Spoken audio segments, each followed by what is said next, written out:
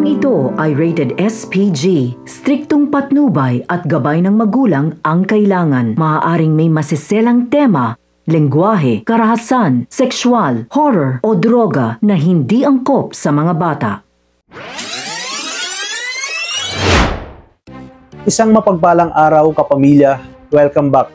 At narito ang pinakamainit na tagpo sa FPJ's Batang Quiapo. Tagumpay ngang nakatakas si Ramon laban sa mga Guerrero, ngunit itong si Roberto ay hindi nawawala ng alas dahil gagamitin nito si Don Julio para lumantad umano itong si Tanggol pati na rin si Ramon.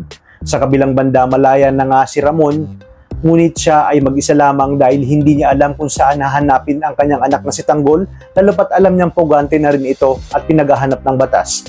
Kaya naman muli niyang babalikan si General Ribas, isang tapat na kapanalig at kaibigan ng kanilang pamilya.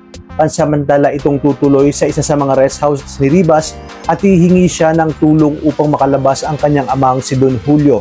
Nabalitaan niya rin na happy na itong si Rigor at ipinuslit nito si Marites. Gagawin niya umano ang lahat upang mabawi si Marites sa demonyong si Rigor at saka niya ito pahihirapan ng paulit-ulit.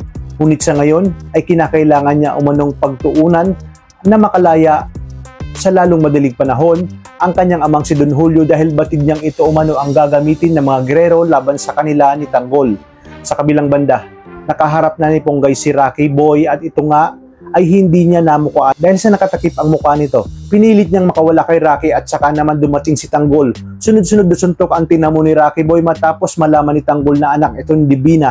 Malaki umano ang atraso ni Divina sa kanya. Ngunit dahil nakatakip ng mukha si Rocky Boy ay hindi nila mamumukan ito ni Ponggay at Tanggol. Kaya pagdating ng panahon, tanging si Rocky Boy lang ang makakakilala kina Tanggol at Ponggay.